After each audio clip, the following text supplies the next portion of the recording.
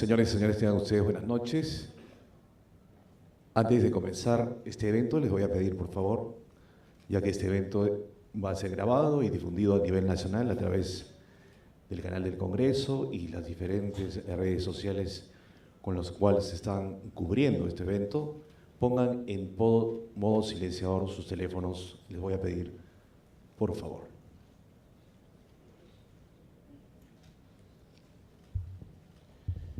El Congreso de la República les agradece su gentil asistencia.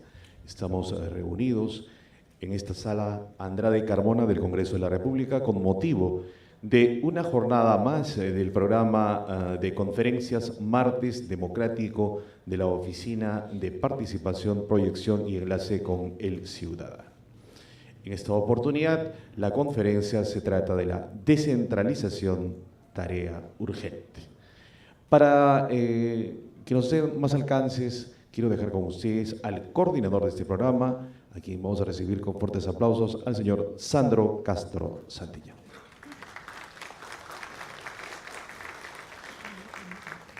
Buenas noches, distinguida concurrencia. Bienvenidos al Congreso de la República y en nombre de la Oficina de Participación Ciudadana del Congreso les damos la más cordial bienvenida y agradecerles por su participación martes a martes en este programa o en este ciclo de conferencias que ya todos o muchos conocemos. De igual modo, agradecer la presencia y la participación del doctor Luis Solari de la Fuente, quien ha tenido la gentileza de acompañarnos con una ponencia el día de hoy. El doctor Solari es ex premier, ex ministro de Salud, toda una cátedra que estoy muy seguro que vamos a fortalecernos con un amplio conocimiento el día de hoy. Les pido un fuerte aplauso para nuestro ponente el día de hoy. Doctor Solari, adelante.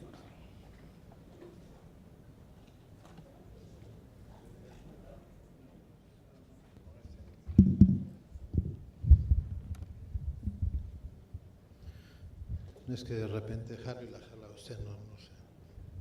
Vamos a ver. Muchas gracias, señor Castro. Para mí es un honor estar con ustedes en esta sala, la sala que lleva el nombre de Alberto Andrade, un hombre que, como todos ustedes, fue perseguido y resistió como debe resistir un demócrata. Y al final Dios pudo más que cualquier persecución y por un proceso de salud que no era maligno, nos dejó. Pero dejó muchas lecciones personales, familiares y muchas lecciones a los que le conocimos de cerca y vimos cómo fue perseguido. Pero ahora vamos a ocuparnos obviamente de un tema que a él le apasionó también y de un tema que prácticamente ya pasaba al olvido.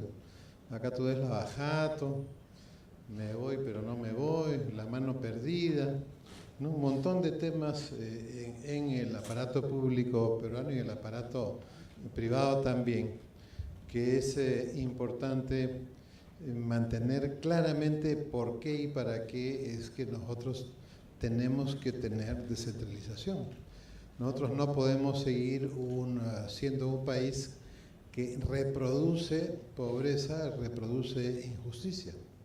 El objetivo central de la descentralización es ser un instrumento de justicia social. O sea, yo no descentralizo para que el Estado peruano le ponga una estrellita. Yo descentralizo para que las personas que viven en los territorios menos favorecidos del Perú reciban y tengan lo que deben de tener por justicia. Vamos a esperar que el señor termine de hablar por teléfono y así podemos continuar, para que ustedes se sientan cómodos. Yo puedo seguir hablando, pero de repente a ustedes les va a interrumpir. ¿Podemos apagar un poco las luces? ¿Por qué es una tarea urgente? Porque el mundo actual viene cambiando vertiginosamente, y yo les voy a mostrar algunos de los cambios. Y en esos cambios, América Latina y el Perú han pasado a tener una relevancia que jamás soñó ni los reyes de España, ni los conquistadores, ni ninguno de los que nos han querido conquistar o quitar terreno han soñado. El Perú está en una posición invidiable hoy día por los cambios que han habido, y nosotros, Sudamérica, América Latina y nosotros el Perú, como que esto lo mirásemos, sí, pues ahí está la historia, y nosotros estamos aquí discutiendo cómo le levantamos el fuero a alguien porque se ha portado mal, cuando el mundo va a una velocidad mucho mayor de la que nosotros suponemos. Esta es una foto de un niño que está mirando en una vitrina el primer televisor que salió comercialmente de venta al público. Es para hacernos una idea, si nosotros hoy día vemos lo que tenemos en la televisión y en nuestros teléfonos, ¿no? ¿Se acuerdan ese candidato que tuvo su campaña que decía Ponja sabe? Ahora a mí me preguntan algo y digo, teléfono sabe, celular sabe. Usted busca ahí y ahí está todo. Imagínense la revolución que fue cuando salió el primer televisor. Yo vi por primera vez televisión en el extranjero cuando mi papá estaba en exilio, y era pues una revolución. No nos olvidemos que llegó acá recién en el año 58. Gracias por quitarme ese reflector, así se ve mejor eso. Entonces, de esa magnitud y mucho más grande es la situación de hoy día de cambio en el mundo, que comienza cuando cae el muro de Berlín. El cambio es amplio, que significa que todo cambia, sin excepción de ninguna clase. Antes de la caída del muro, uno podía decir altamente probable, medianamente probable, poco probable, altamente improbable. Hoy día, hasta lo más improbable puede suceder. Entonces, un cambio, todo cambia, es complejo. ¿Por qué? Porque esto es como si fuera un parque de diversiones, donde está cambiando todo el parque, pero además cada juego tiene su propio cambio. O sea, no solamente cambia todo, sino que cambian las partes de ese todo que va cambiando. Y finalmente, es muy rápido. Por eso es que hoy día las grandes corporaciones buscan permanentemente personas que puedan manejar una situación de este tipo. Cuando en el año, ¿sí? Seguro este es más seguro, no se interrumpe nunca.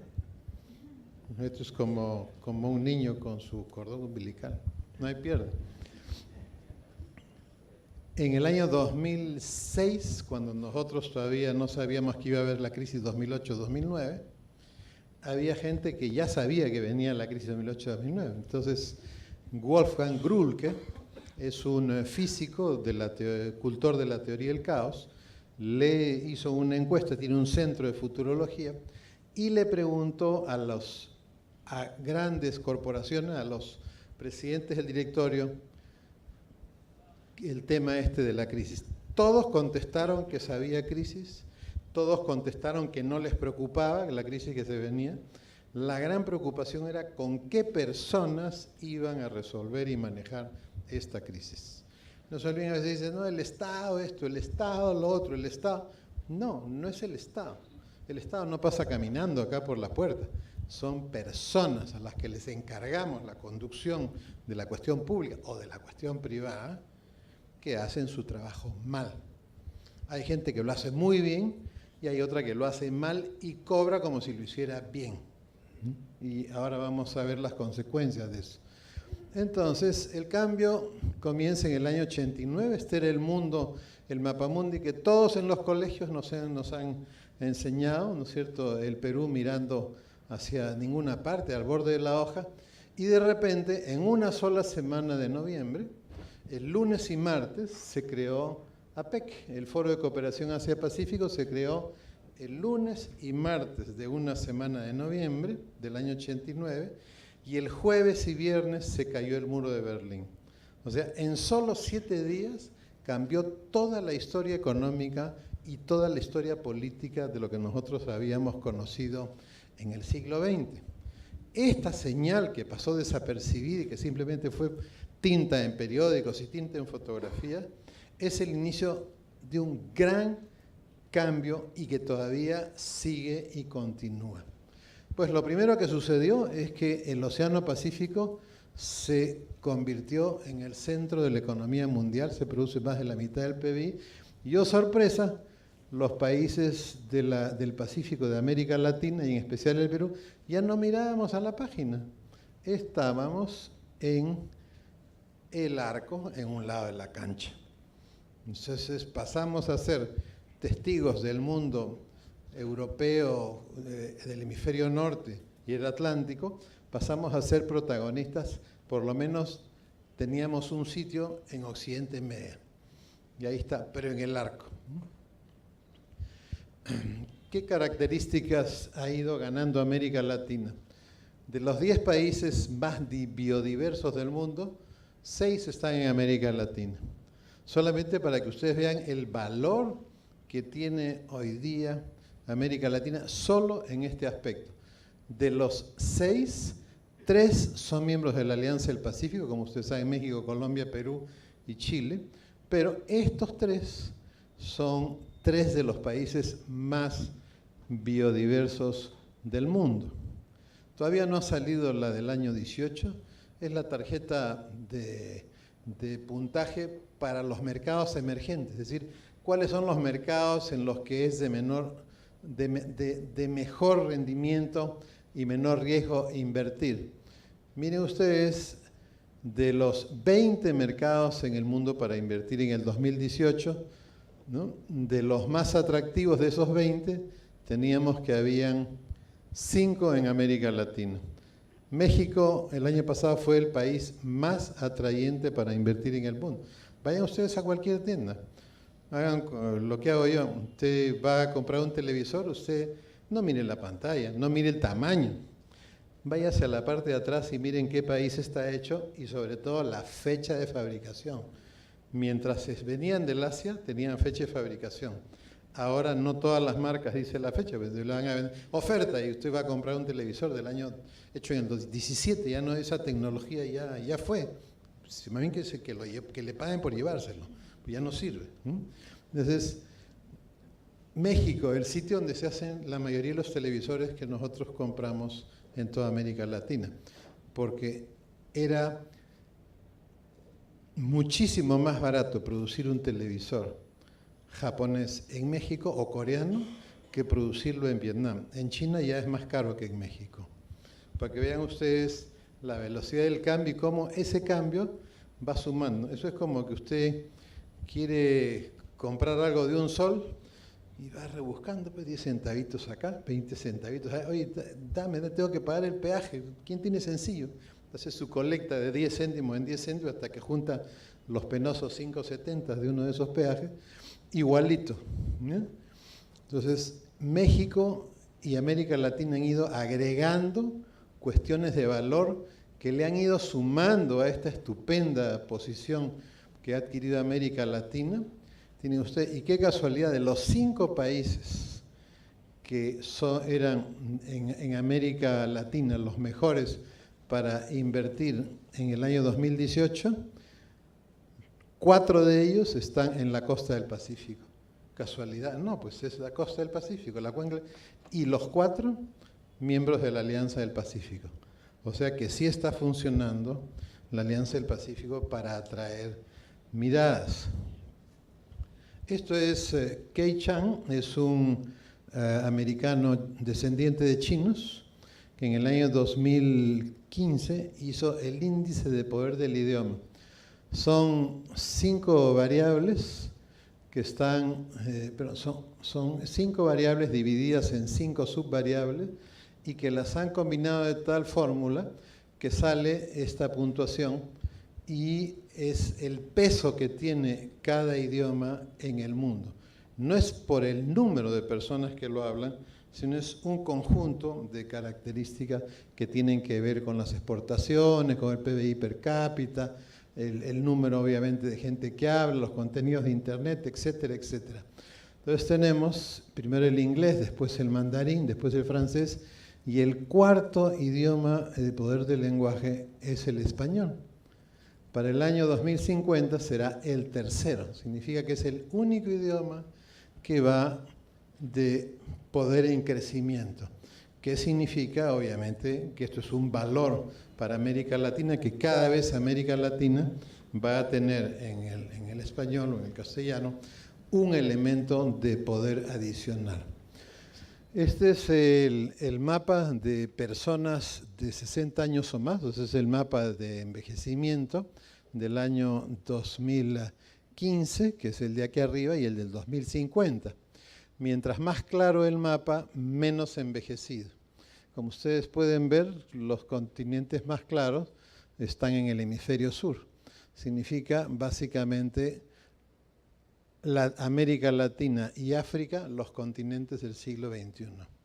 Población es poder, y población joven es más poder. Entonces acá tienen ustedes para el 2000, en lo que va del siglo, nos vamos a mantener. Obviamente África tiene otros problemas políticos totalmente distintos a los de América Latina.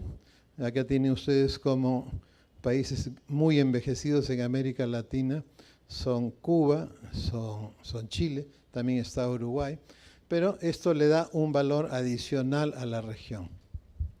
Miren lo que está pasando con Europa. Europa dejó de tener hijos, la reposición de una familia son 2.1, Europa el año 2016 está en 1.60. Miren ustedes, todos los países europeos están por debajo de 2.1. Entonces, ¿qué está sucediendo? Estos países están resolviendo su problema de mano de obra, su problema de pensiones con migración.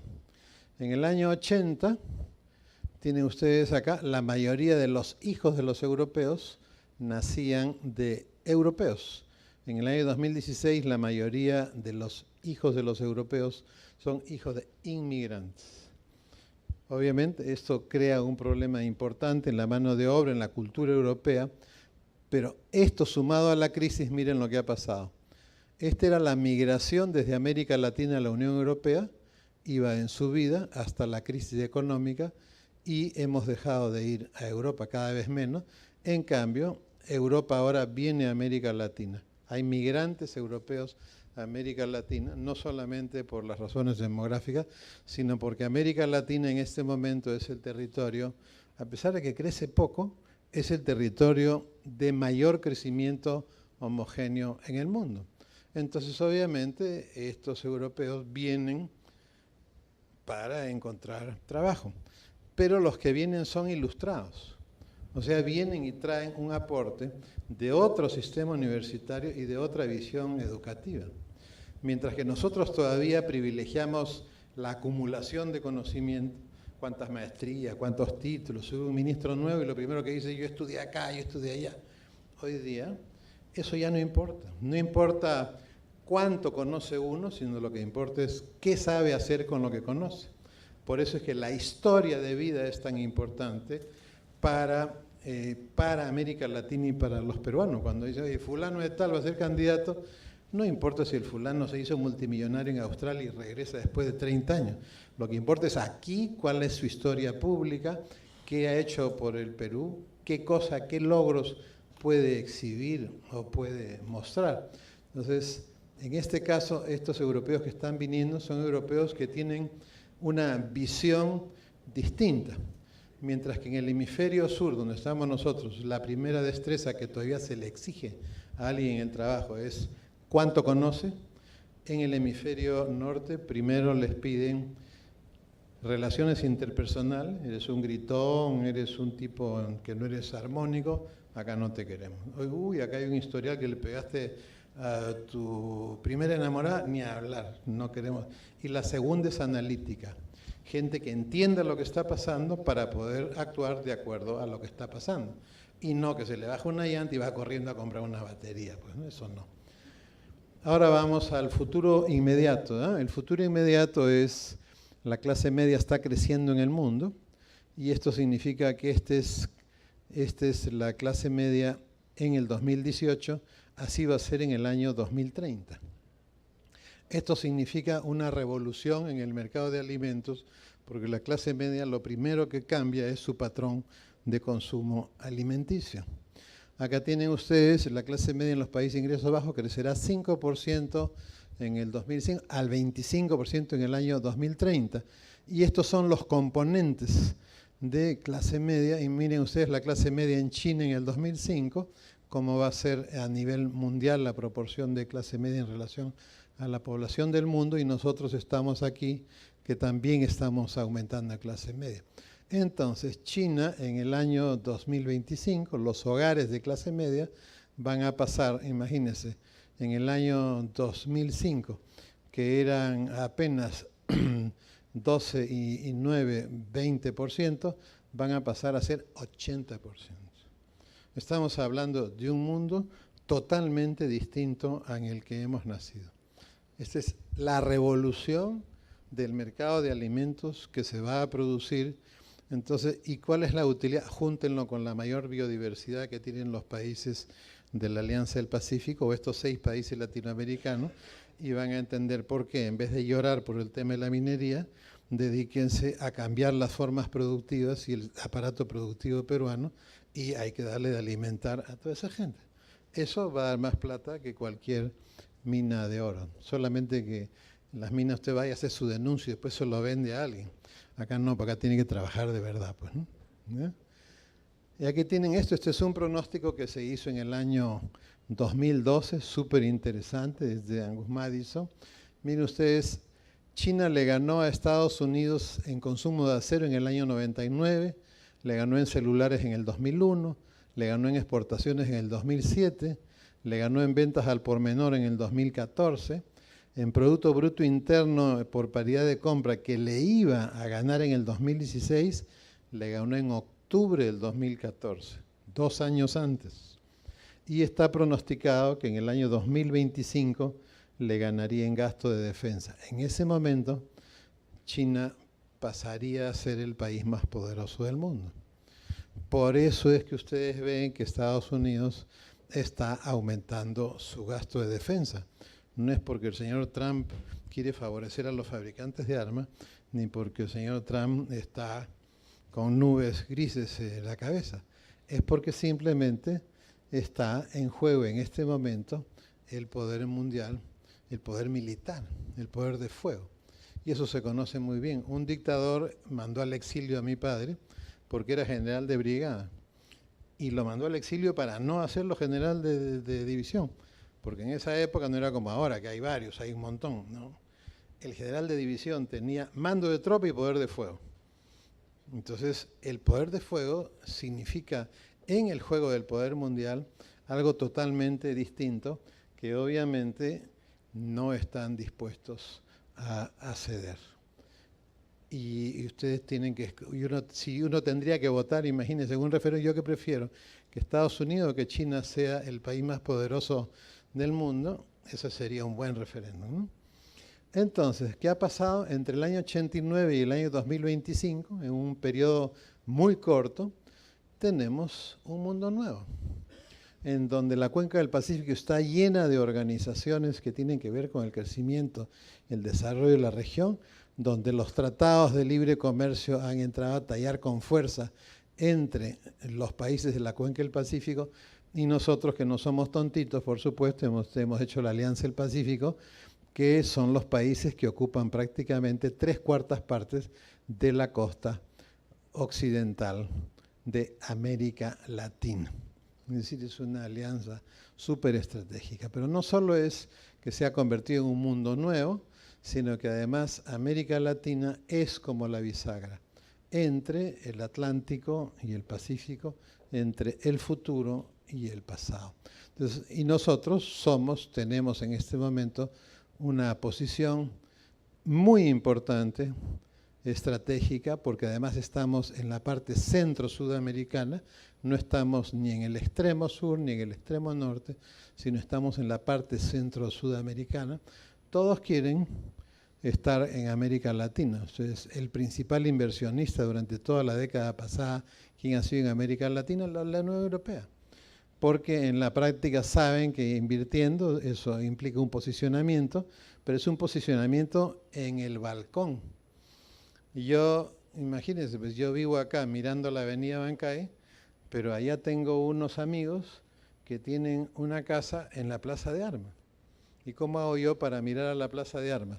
Bueno, pues me hago amigo de los que viven allá, hago negocios con ellos, me vuelvo su socio y así voy a tener una plataforma para vincularme a la Plaza de Armas, que en este caso es la metáfora de la cuenca del Pacífico. Rusia ha multiplicado por 10 sus inversiones en la década pasada. China acaba de meter un envión de inversiones a América Central, donde básicamente estaba Taiwán empoderado. Llegó China y ¡pum! Ha metido. Obviamente, ¿qué le interesa a China? El canal, pues. Me interesa el canal. O sea, nadie se mueve. Esto no es pues como un video de reggaetón donde se mueven por plata. Acá se mueven por intereses todos, ¿no? Entonces acá hay muchos intereses. Y acá tienen ustedes, esto acaba de salir publicado, es el Instituto de Desarrollo de Gerencia, se llama el Instituto, Instituto para Management Development, para Desarrollo y Gerencia, es el Índice Mundial de Ranking de Talento. Miren ustedes, este es a partir del puesto 40, nosotros estamos en el puesto 52, increíble, más abajo está Brasil, más abajo está Colombia, más abajo está México, y quienes están más arriba de América del Sur, solamente está China y Argentina, nada más que son, bueno, Argentina porque está mirando al Atlántico, ellos tienen prácticamente hijos de cultura europea, otra filosofía educativa inclusive, y todo el mundo dice, pero Chile, el problema no es Chile. Chile, solo hay 3 países en el mundo que tienen prácticamente 45 años de crecimiento económico. India, China y Chile. Entonces, si yo tengo 18 años de crecimiento económico, y no importa si es mi vecino o no mi vecino, se llame como se llame, tiene 45 años de crecimiento económico, es obvio que en términos económicos me tiene que llevar la delantera. El asunto es qué potencialidades usó y qué potencialidades mejores tengo yo y cuánto tiempo tengo para yo superar eso y tener que se corresponda en el mundo la posición que yo tengo en este momento territorialmente en el mundo. Ya que tienen ustedes los rankings de competitividad del talento subregional, miren dónde está Sudamérica, parejo en el suelo. ¿Qué significa esto? Que nuestro proyecto educativo latinoamericano o sudamericano no está, digamos, se ha bajado la batería y estamos comprando una llanta. Seguimos pensando que la universidad es un sitio donde entra un estudiante como una caja vacía y por el otro lado sale como una caja llena de conocimiento. Y el problema no es acumular conocimiento, para eso es la escuela. La universidad, los estudios técnicos no son para acumular conocimiento, son para aprender a usar el conocimiento para cambiar la realidad. Porque para eso estamos en este mundo. No estamos para que el mundo siga igual, estamos para hacerlo mejor, especialmente para aquellos que les ha tocado un mundo peor. Esta Tierra Media en que estamos nosotros necesita ser puesta en valor. Esta es la foto de Machu Picchu como la vio el descubridor cuando recién llegó al sitio. No se preocupe, está en internet, usted la busca, nomás hay que tener paciencia. Me ha costado varios años encontrar la foto, pero menos que al que descubrió Machu Picchu, seguramente, o de repente más, no sé. Entre esto y esto hay una diferencia, ¿no es cierto? Bueno, esta me costó más tiempo todavía, porque encontrar una buena foto de Machu Picchu de alta resolución con sus nubes, con todo, una foto casi poética que cada vez que la muestro en el mundo todo el mundo dice, ¡ah! Dice todo el mundo en la auditorio, ¿no? Porque no lo han visto en persona y verlo así impacta. Y cuando es una pantalla gigante que debería tener este congreso, se ve mejor. Claro, pues esto es. Entonces, significa que para que América Latina cumpla este rol que le corresponde, y nosotros también, es necesario hacer esto con América del Sur. Ya vieron ustedes el ranking de competitividad del talento, pues estamos en el piso. Pero los países no están dispuestos todavía a ponerse a trabajar en eso. Y le va a preguntar pues usted a Brasil si están locos con el lavajato y la explosión que va a tener y con la elección de Bolsonaro. Los otros en Chile están con los problemas de los pueblos originarios en el sur. En Colombia les han multiplicado, creo, al 100% las hectáreas de coca, mientras como en un dibujo animado estaban distraídos, ahí atrás les iban jalando las zanahorias, como esos dibujos animados del conejo de la suerte. Entonces, como otros no están interesados, entonces lo que nosotros tenemos que hacer es ocuparnos de nosotros primero para poder tomar un liderazgo en esta materia. Así se centralizó el Perú. El Perú, en el año 1940, el Perú del 2001, en ese proceso el Perú ha tenido concentración territorial de la producción. Obviamente el capital se va donde están los puertos, después donde están los aeropuertos, donde están las vías de comunicación, y se ha ido concentrando en los territorios que tenían más facilidades.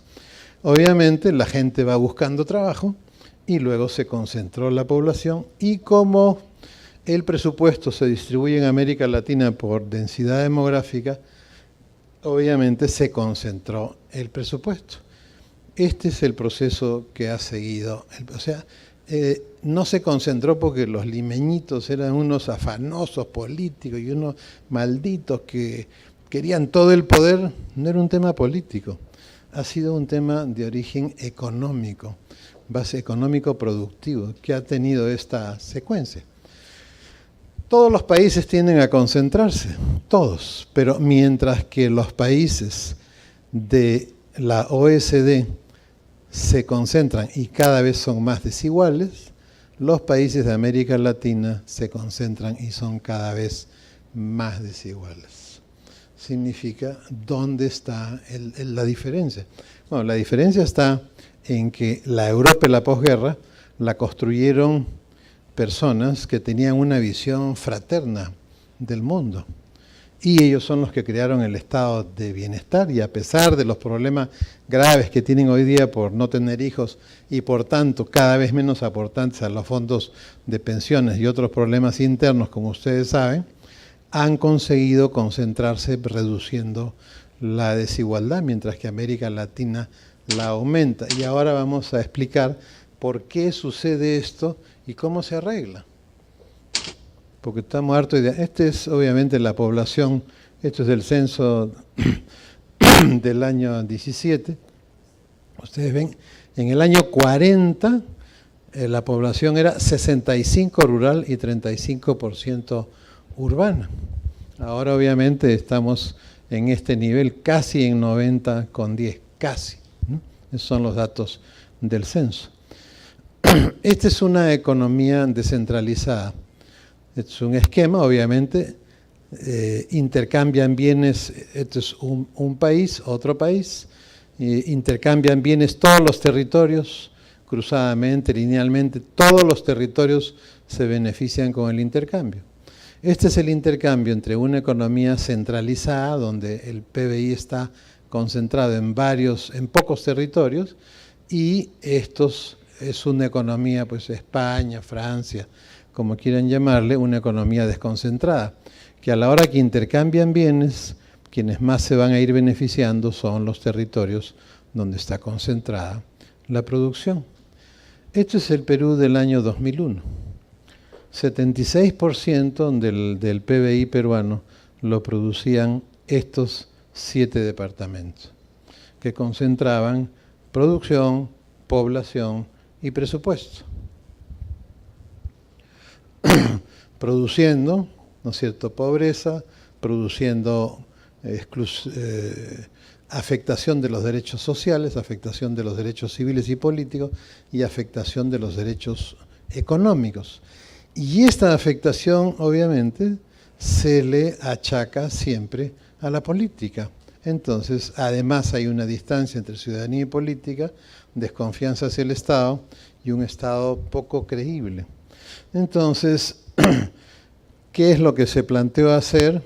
Bueno, ir a un proceso de corrección de derechos sociales. Ahí se creó el seguro integral, el impuesto a las transacciones financieras, el aumento de la recaudación, la creación de gobiernos regionales para que cada territorio se gobierne a sí mismo, cada departamento, y los derechos económicos, los cuales tenían como elemento clave la descentralización económica.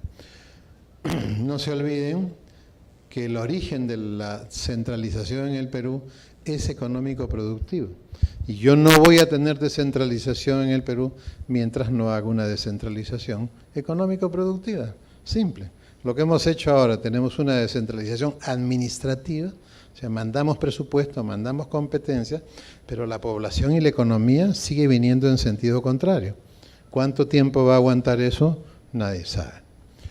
En el año 2005, la Corporación Andina de Fomento llamó la atención que dijo que en este intercambio de comercio, dice, bueno, el comercio exterior entre Perú y Colombia, ok, pero no es pues entre Perú y Colombia, es entre los territorios productivos de Perú y los territorios productivos de Colombia. Y si yo tengo territorios que producen así y yo voy a hacer que produzcan así, pero al costado tengo los territorios productivos que producen así, que con el comercio exterior los voy a hacer producir así, obviamente yo voy a abrir la diferencia entre los territorios que producen y los que no producen. Entonces, ¿cómo hago yo para que esos territorios que producen poco, que son la mayoría acá en el Perú, se beneficien del comercio exterior? Tengo que hacer descentralización productiva, que es la verdadera descentralización, porque redistribuye la población y redistribuye el presupuesto. Entonces, ellos, desde el 2005, fue la primera alerta. Cuidado, que si bien es cierto, se reducen las desigualdades entre los países, al interior de los países aumenta la desigualdad entre los departamentos. Porque obviamente, un departamento que produce mucho versus uno que produce poco, ¿quién se beneficia más en el comercio exterior? El que produce mucho.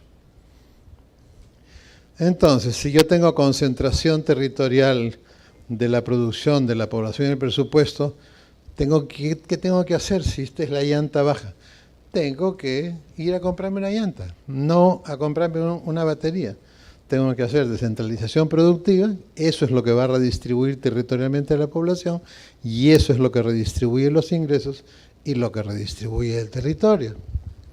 Entonces, en base a esto, es que se hizo este programa.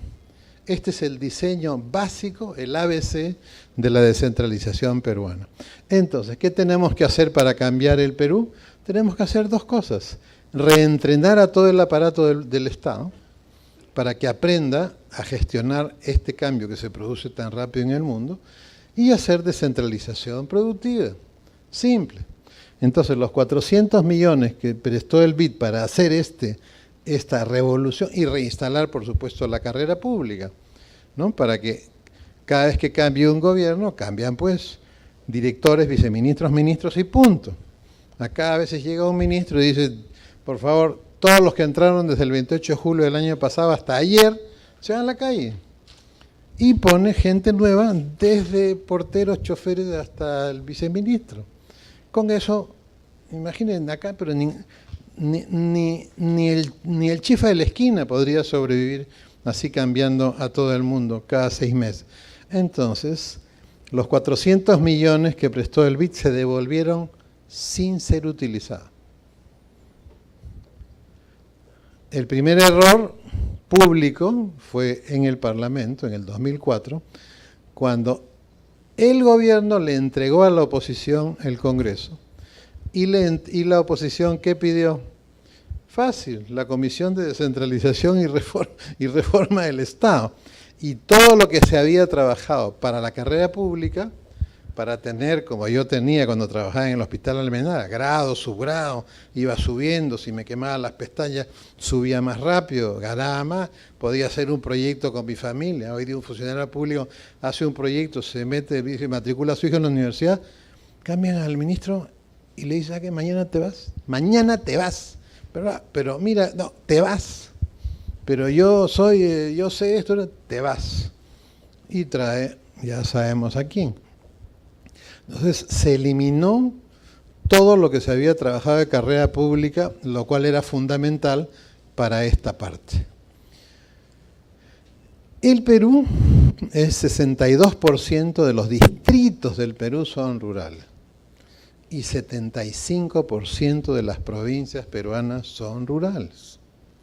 Pero en esas provincias hay una característica. La mayoría de las unidades productivas son micro y pequeña empresa. 99.3% de las unidades productivas peruanas son micro y pequeñas. Entonces, si estas son las unidades productivas que están en la mayoría de los territorios del Perú, ¿cómo debe ser mi descentralización productiva y económica? Usando pues estas unidades, porque si la pantalla fuera un departamento y yo tengo, dividamos acá, 9 provincias en ese departamento, ¿ok? En esta esquina tengo una agroindustria y en esta otra esquina tengo una mina gigante. ¿Qué va a hacer la población de las otras 7 provincias de ese departamento? Se van a mudar a esos 2 departamentos porque ahí está la oferta laboral, que es lo que ha pasado en el Perú desde el año 40. Y entonces yo tengo que hacer, ¿cómo hago para que esas otras 7 provincias produzcan? Tengo que cambiar la forma productiva. Al final presento la transparencia para que ustedes vean cómo es posible que el 82, la agroexportación sube todos los meses y todos los años. Un montón de plata en agroexportación. ¿Cómo es posible que en enero de este año el 82% de las exportaciones de agroexportación del Perú vengan de 3 departamentos? Piura, Lambayeque e Ica. ¿Y el resto? ¿El resto por qué? Porque el resto se mantiene con producción individual y familiar y no asociativa. Ni tampoco hay gran inversión en esos departamentos. Entonces, si yo quiero hacer descentralización productiva para descentralizar realmente al Perú, tengo que hacerlo con la micro y pequeña empresa. ¿Y cómo se hace eso? Este es el financiamiento convencional. Viene la institución financiera, hace un contrato de crédito, le da al productor, el productor, bueno, coloca su producto en el mercado, le hipotecan la tierra, según la clasificación, la tasa de intereses, y le exigen garantías. Tiene que poner la tierra. Una helada y perdió la tierra. El producto financiero estructurado, que es otra clase de tecnología financiera, entonces, ¿qué se hace? Se arma una cadena y la institución financiera pone un asesor técnico y le distribuye a cada miembro de la cadena y al final obviamente llega al mercado. Pero la garantía es la producción, es garantía productiva y esa producción está asegurada. Helada, nadie pierde, paga el seguro. Se hunde el barco con la producción, nadie pierde, paga el seguro. O sea, cobra el que puso la plata, cobran todos y obviamente para eso es el seguro, pues para que pague. Es decir, esto significa pasar de una producción individual o asociativa a 60% de tasa de interés, pasar a una tasa de alrededor de 25%. Entonces, en el Perú se hizo la ley 28298, un año de trabajo, promulgada en julio del año 2004, donde esto se hace a nivel masivo en el Perú, con una serie de incentivos para hacer descentralización productiva masiva. Hasta hoy día no ha sido reglamentada ni aplicada. Esta ley, que es de julio del año 2005, es una ley que crea en la micro y pequeña empresa en la PCM, que es un sistema de atención a la MIPE descentralizada, tienen programas de asistencia financiera, programa de interacción en el sistema educativo y productivo y un programa para enseñarle a los municipios, no a que ellos se conviertan en empresarios, sino que el municipio se convierta en el primer promotor del desarrollo productivo y empresarial de su distrito y de su provincia. Tampoco está reglamentada ni aplicada. ¿Y por qué esta ley de acá no está aplicada? Porque hay gente que le sigue interesando cobrar 60, 40% de tasa de interés. Oye, pero si tú tienes hoy día 30.000 créditos, vas a tener 400.000 créditos. Mucho trabajo armar el aparato administrativo. Entonces, no están, y hay que decirlo, ¿qué tiene que hacer un parlamento en un país democrático cuando el parlamento da una ley y el Ejecutivo no la reglamenta? Hacerle una acusación constitucional al presidente del Consejo de Ministros. 2004, 2005.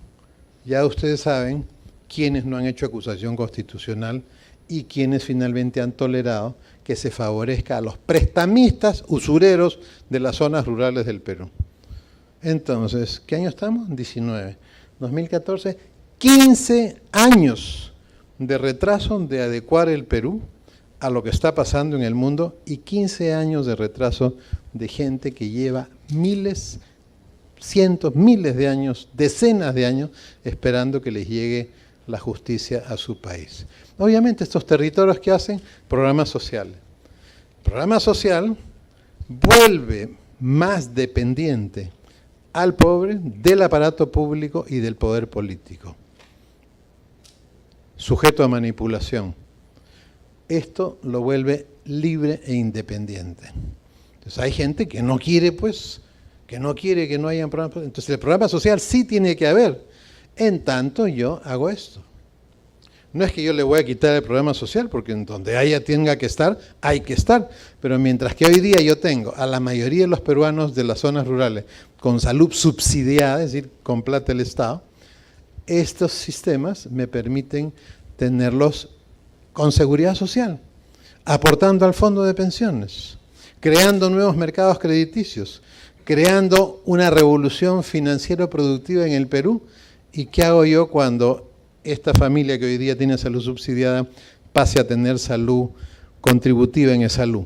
¿Qué hago con la plata? La meto pues en educación rural.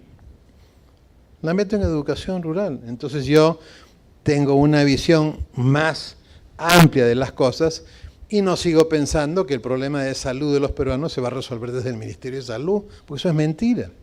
Se va a resolver el Ministerio de Salud, Productivo, el Viceministerio de Pesquería, el Ministerio de la Producción, el de Agricultura, etcétera, y el de Economía, para la aplicación de esto, que me va a permitir tener una cobertura amplia, pero a través de la seguridad social y que cada uno tenga su pensión. Bueno, el segundo error es no reglamentar la ley 28298. El tercer error, no reglamentar la ley 28304 y tampoco aplicarla. Entonces, la descentralización productiva se fue al tacho y la gestión del cambio también. Y esa es la razón por la cual la descentralización peruana está parqueada en un estacionamiento y no está avanzando a 1000 por hora, poniéndonos y poniendo a todos estos pobladores de las zonas rurales en valor para entrar al comercio exterior. Mire, yo en el año 99, creo que en una CADE escuché un profesor inglés, el futuro de países con estructura productiva como los del Perú son asociatividad para el comercio exterior. Estoy hablándole ya de 19 años. Y finalmente, el cuarto error es cuando se eliminó el Consejo Nacional de Descentralización. ¿Qué cosa hacía el Consejo Nacional de Descentralización? Dos cosas. Primero, la conducción de la descentralización no era del Poder Ejecutivo, era de los 3 niveles de gobierno. Co-conducían el gobierno nacional, los gobiernos regionales y los gobiernos municipales. Es decir, era imposible que el gobierno nacional manipulara ni hiciera uso político de este tema.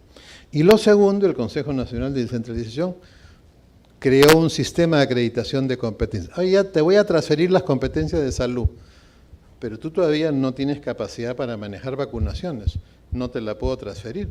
Te puedo transferir control de enfermedades transmitidas por vectores, paludismo, dengue, pero esto otro no te lo puedo transferir. En España se demoraron 11 años en transferir las competencias de salud y se transferían una por una conforme se iba acreditando. Entonces, una vez que se eliminó el Consejo Nacional de Descentralización y se eliminó la coconducción, ¿qué se hizo? Masivamente se hicieron transferencias sin las competencias acreditadas. Señor, le voy a dar un cheque para que usted haga los anticuchos para todo Lima. Le voy a dar la autorización para que nadie se le oponga, para que los municipales no lo fastidien, que usted ponga su carretillita en cada esquina. Pero no le doy la receta. ¿Qué le parece? Y usted no sabe, puede hacer anticucho. Le va a sobrar plata y yo después lo voy a acusar que usted no tiene capacidad gerencial. A ver si le gano las elecciones regionales. Y no se la pudo ganar, porque los gobiernos regionales fueron una expresión de una independencia de criterios de los poderes locales del poder central de Lima. Entonces, como si usted comete 5 errores de ese calibre en un proceso de descentralización, es pues un descentralicidio, en cómodas puñaladas progresivas, una por año. Entonces acá tienen ustedes, se recuerdan este cuadrito, el Producto Bruto Interno del Perú, 76% estos 7 departamentos, y ahora es 70% estos 7 departamentos al 2017. Significa que no tenemos descentralización productiva, y si no tenemos descentralización productiva, no podemos tener descentralización pues de ninguna clase, porque lo que se centralizó fue el aparato productivo y económico. Por supuesto, usted no puede tener pues una cosa perfecta, pero el PNUD hizo en el año 2002, 2003, un mapa de potencialidades por provincia. O sea, esta provincia tiene capacidad para esto, esto, esto, esto. Ok, ¿qué hay acá? Pequeñas unidades. ¿Qué hago yo? Estas potencialidades las combino con asociatividad intensiva y con este nuevo sistema productivo asociativo para el comercio exterior. Oye, ¿sabes qué cosa? Tú no produces nada que sea exportable. Ok, servicios, pues. Ok, turismo. Ok, hay 1000 posibilidades. Ahí está el mapa de potencialidad. Yo no te voy a pedir, pues tú, que te pongas una industria de trucha asociativa, pues si no tienes, pues, nada, no está dentro de tus potencialidades, ¿no? Esto es lo que les mostraba, ¿no? 82% de las agroexportaciones en enero salió de Ica, Piura y La Libertad. Aquí están. Ica, Piura y La Libertad, que son, porque están colocados en orden de participación del Producto Bruto Interno a nivel, o sea, que Lima produce la mitad, Arequipa el siguiente, La Libertad el siguiente, Piura, están colocados en el orden de la participación porcentual del Producto Bruto Interno a nivel regional. Entonces, esta famosa concentración de la producción, de la población y del presupuesto, simplemente ni siquiera fue mirada. Este es un sistema de toma de decisiones que usted lo usa para cruzar el semáforo. Lo usa para decidir si le hace caso al despertador en la mañana o no. Lo usa para decidir si se va corriendo porque el micro se le escapa o si lo deja irse. Usted observa lo que está pasando, el micro se le está escapando, suena el despertador y tiene que discernir y luego toma la decisión y actúa. Entonces su cerebro necesita tener una visión cabal y completa de la realidad. Van a entrar sus principios y valores. Usted tiene que llegar, tiene usted cita con usted casada. Entonces tiene una cita con su esposo que es ineludible, por supuesto, y usted está parada y se desmaya una señora a su costado. Ya está aquí ya en la banca, ya me voy. Y tiene que decidir si llega tarde a la cita, porque sabe que viene el micro cada 45 minutos, y él, por supuesto, no le va a creer que usted atendía a la señora, que sea, pero no importa, usted, desde principios y valores, usted la atiende, no le importa. O no la atiende. Mira para el otro lado, se sube al micro y se va. Entonces, nuestras decisiones siempre van a tener a la realidad, o sea, a la verdad, a los principios y valores y el momento en que los toma. Si usted cruza el semáforo cuando usted le dice no cruce, bueno, ya sabe lo que va a pasar, ¿no? Pero tiene que haber un tiempo. En la política y en las decisiones públicas y privadas, así, hay un momento exacto para tomar la decisión. Por supuesto, esto no se cumple en el amor, ¿no? Usted decide, ahí ya se casa y ni siquiera no sabe bien por qué, solo que quiere estar con esa persona toda la vida, ¿sí o no?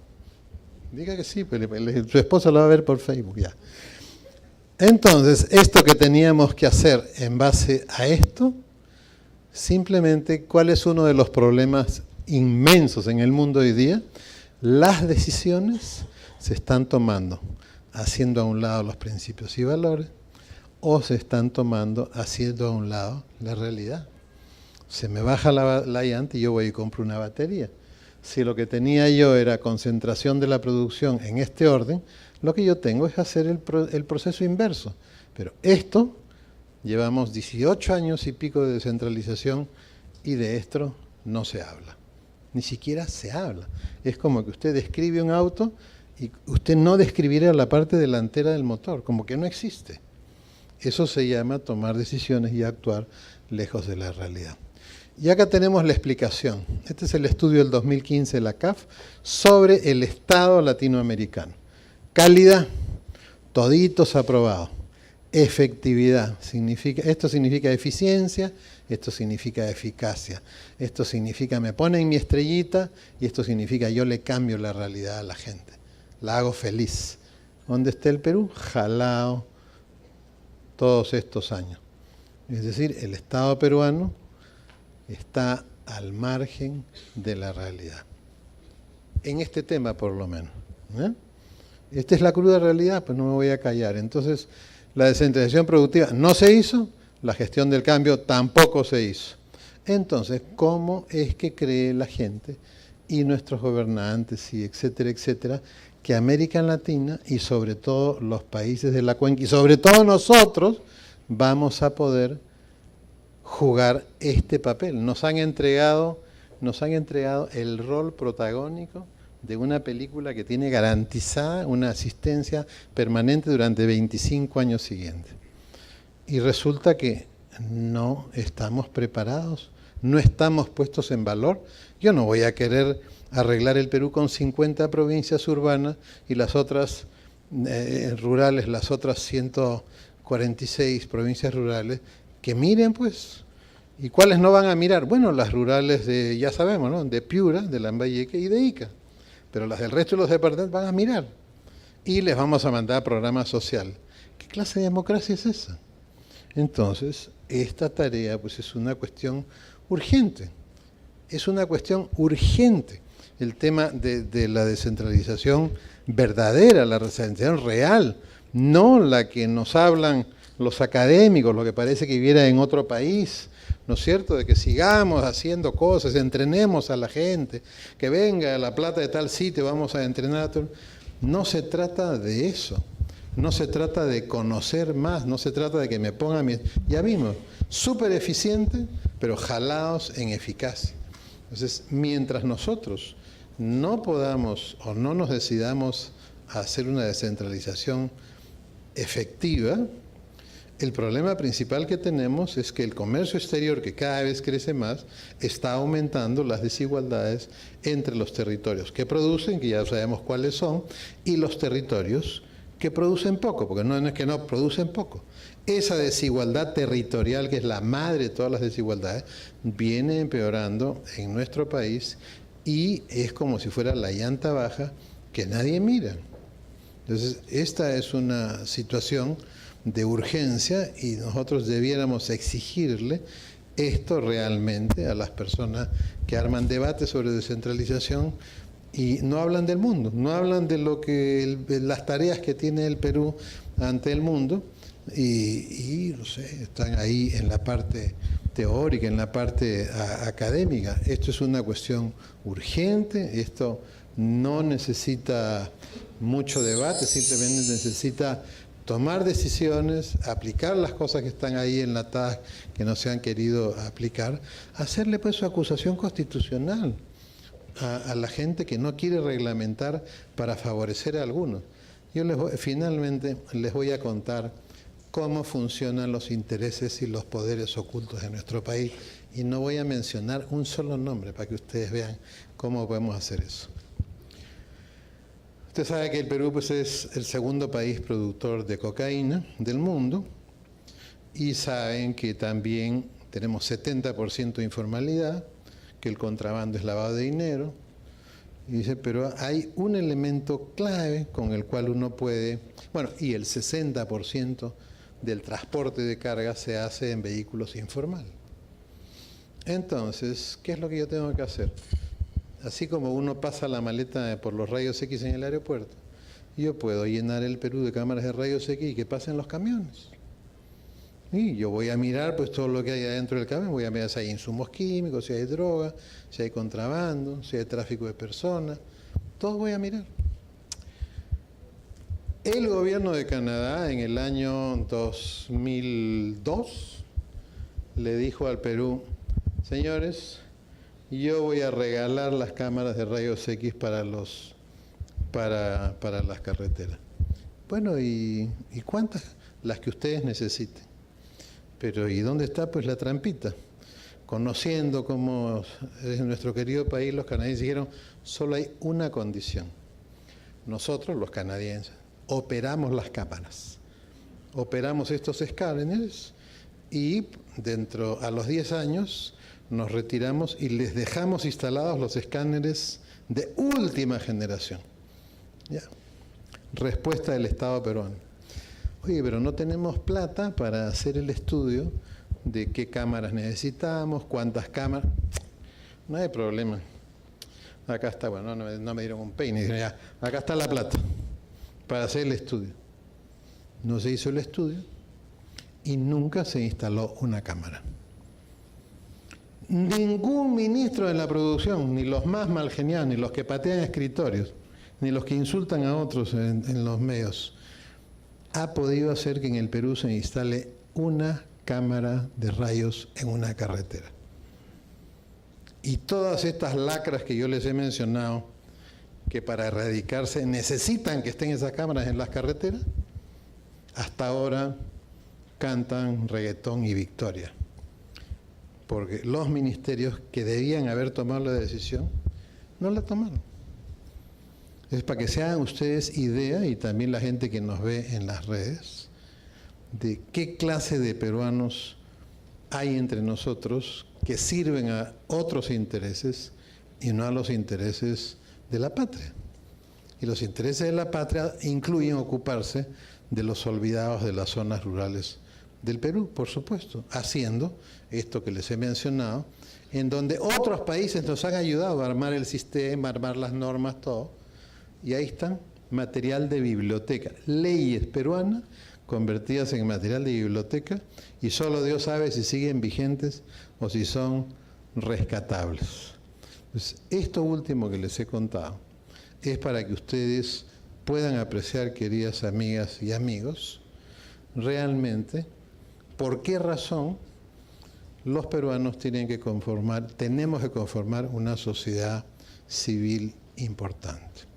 En el hemisferio norte, en Europa, en Canadá, en Estados Unidos, el Estado dirige la cuestión pública y la sociedad civil dirige el país.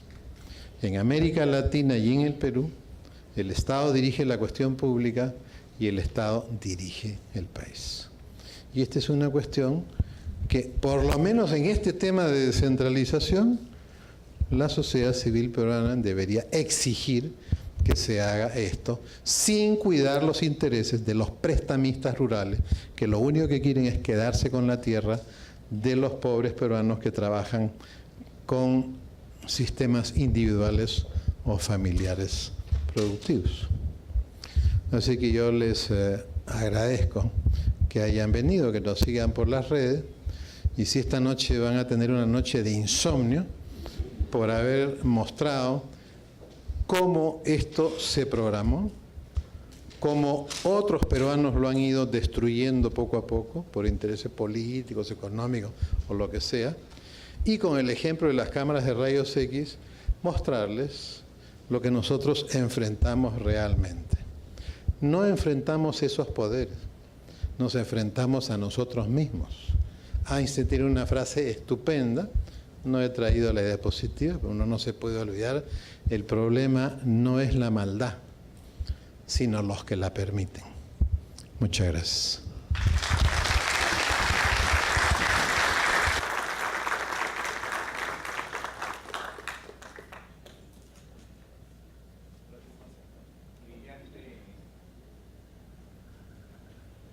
Brillante exposición de nuestro invitado del día de hoy.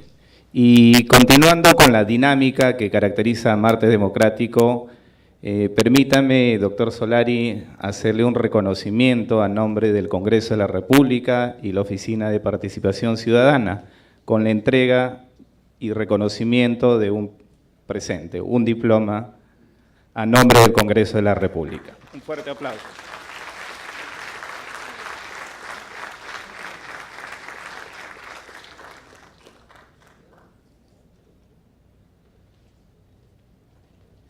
Igualmente, como caracteriza al programa Martes Democrático en su ciclo de conferencias, vamos a tener la gentileza, por supuesto, de resolver algunas preguntas que ustedes crean conveniente de acuerdo a la exposición que se ha brindado el día de hoy, una exposición magistral, por supuesto. ¿Alguna persona que desee hacer una intervención, por favor, puede hacerlo en este momento? Muy buenas noches a todos ustedes. Es para mí una gran satisfacción encontrar nuevamente una conferencia donde puedo escuchar al doctor Luis Solari, que me honra desde muchos años con su amistad y que me apoyó mucho en el desarrollo de mis actividades profesionales, por lo que estoy siempre muy reconocido. Muchas gracias, doctor Solari, siempre por eso. Bueno, gracias por los aplausos tímidos, pero que son para el doctor Solari, por favor. Fue duro llegar hasta acá, al centro de Lima, dentro del tráfico, pero llegué y la suerte que he tenido es llegar a tiempo y escuchar la conferencia completa, que es lo más importante, ¿no? La pregunta que le hago, estimadísimo doctor Solari, es, hemos escuchado sus palabras acerca de la centralización productiva, económica productiva. También lamentamos mucho el tema de la reglamentación de esas dos importantísimas leyes, pero yo recuerdo cuando laboraba en el Consejo de Descentralización que se hizo un referéndum para la creación de la macrorregión norte, me parece que era esa, y es muy importante ir digamos, en la implementación de esta descentralización productiva, la toma de decisiones políticas, ¿no?, como la reglamentación, pero conociendo la idiosincrasia de nuestras autoridades, de nuestros políticos, ¿cómo podemos conjugar un proceso de descentralización productiva desde el punto de vista político? ¿Cómo podemos llegar a conjugar eso para que se creen estas también macroregiones que puedan desarrollarse, puedan materializarse, que se realicen, que se formen realmente, para que pueda darse la descentralización productiva de una forma armónica, ¿no? O sea, que se conjugue el desarrollo económico, pero la política también. ¿Cómo podemos implementar esas macroregiones? Esa es mi pregunta, estimado doctor Solari.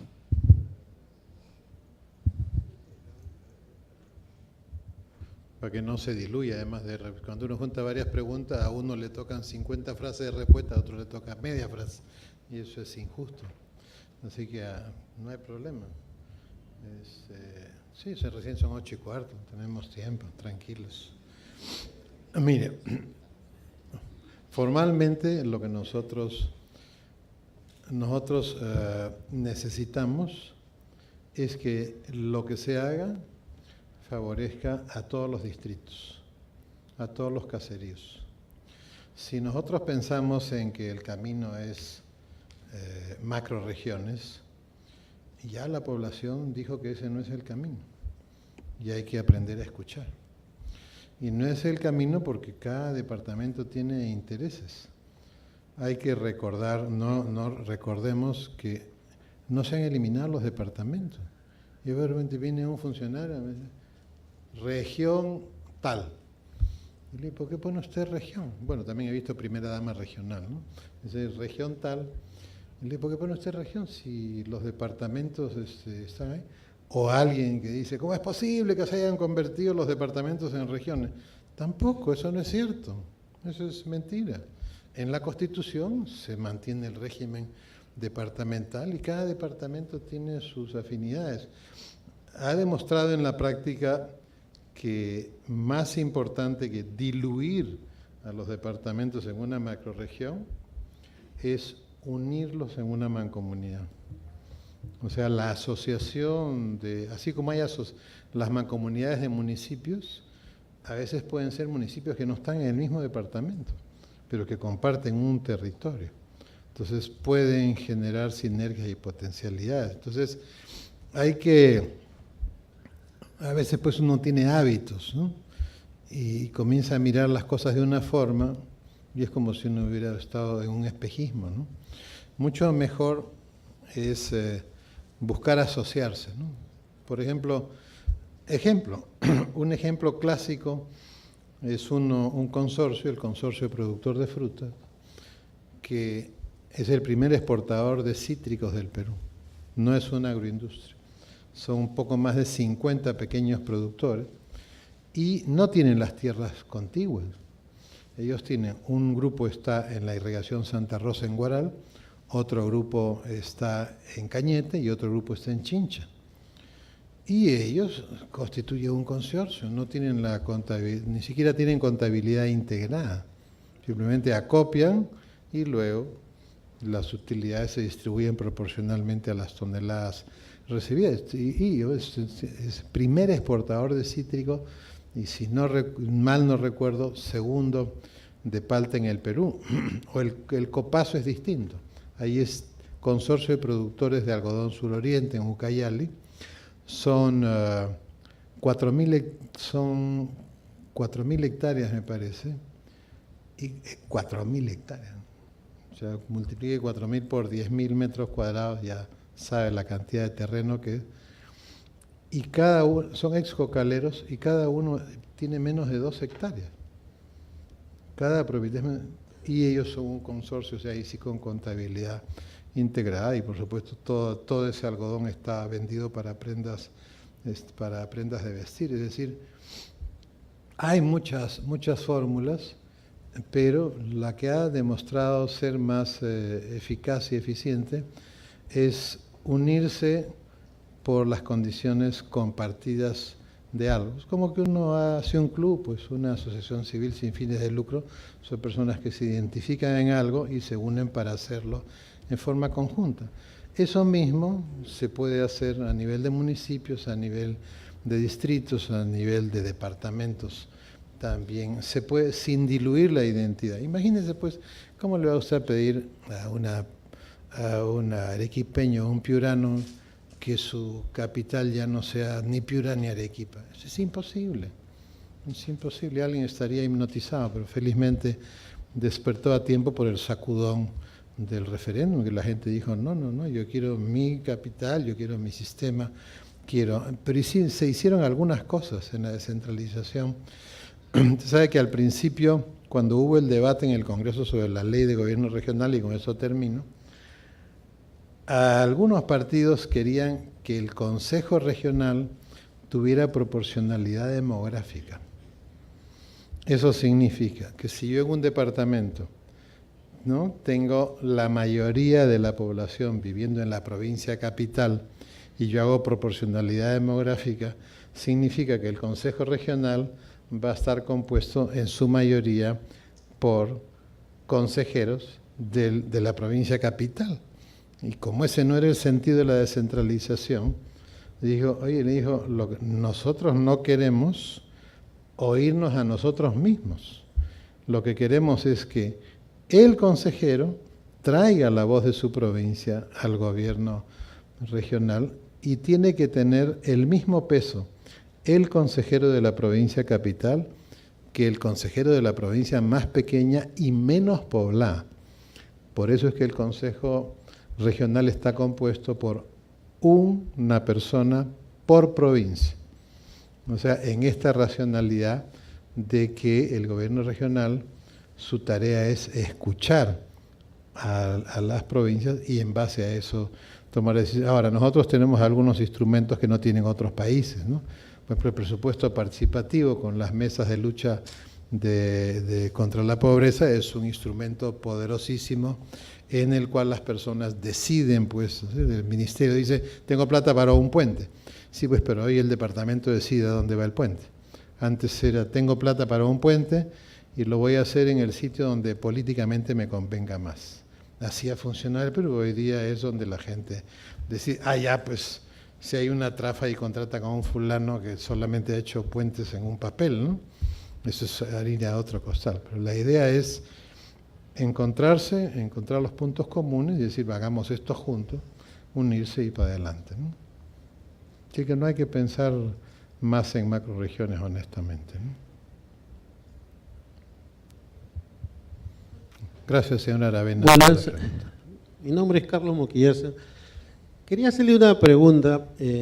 Primero, usted habla de una descentralización, pero parece que el gobierno está más buscando que vengan la plata de afuera que inviertan acá. Por ejemplo, se habla que se va a hacer un nuevo Callao en Chimbote. ¿Quién lo va a hacer? Los chinos. Van a invertir $1.000 millones, ¿sí? Pero dan una concesión creo de 30 años. Acaba de llegar, tengo amigos, acaban de llegar de Brasil, una comisión para hacer una línea de transporte Brasil-Lima, o sea, Brasil-Perú-Colombia. ¿Por qué? Porque Brasil muchos de sus productos los llevan por barco por el Atlántico. Entonces, trayéndolos, porque no aceptaron hacerle un tren aquí, van a traerlo ahora por camiones y supuestamente al nuevo puerto que van a hacer. Esa es, por ejemplo, una descentralización organizada.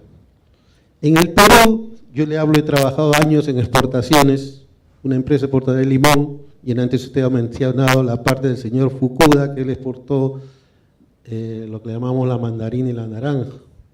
Y las comunidades que estaban a su lado, al ver el éxito de él, se animaron también. Muchos en el Perú, para poder exportar y ser pequeño, necesitas mucha cantidad de dinero, necesitas muchos créditos y como usted dice, hay veces el clima, la helada o por ejemplo en el caso del café, ¿no? Que viene la peste o la epidemia, entonces pierden ese dinero. Y algunos les prestan el banco, el famoso banco agrario, etcétera, que siempre pierde el dinero. Entonces, el pequeño empresario, al ver todos estos problemas, se desanima. Y algunos son cooperativas, otros, como usted dice, son individuales, y otros cultivan solo para la zona nomás. Entonces, ¿cómo poder organizar eso y verles a ellos que puedan, así como hacerlo de otros países o como empezó cualquier exportador, empezar a llevar eso afuera? Bueno, el secreto es modificar la tecnología financiera que le permita producir asociativamente y ahí tiene el mercado listo para recibirlo. El problema es que todo ese trabajo que se ha hecho no se ha puesto en la práctica. Mire, el razonamiento fue así. Ok, hay que hacer esto.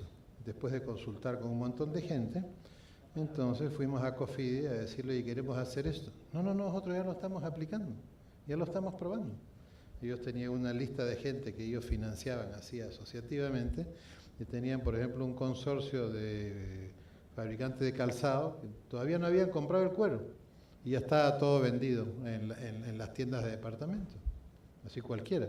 Pero con esta tecnología de dilución del riesgo para desembolsar a la cadena y que fuera con prenda productiva y no con prenda.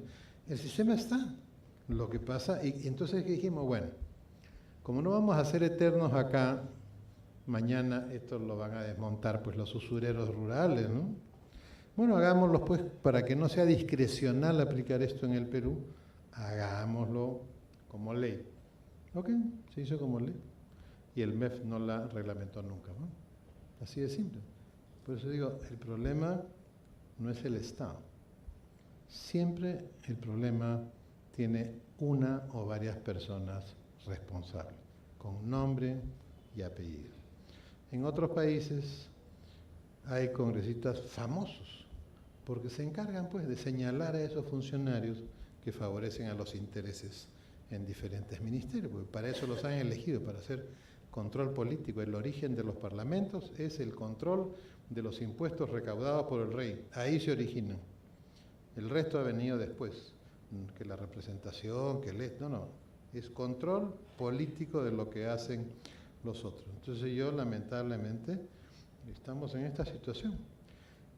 Los chinos y la carretera. Hay una Cámara de Comercio brasilera que demostró que era más barato traer un producto por el Canal de Panamá que traerlo a través de un tren bioceánico.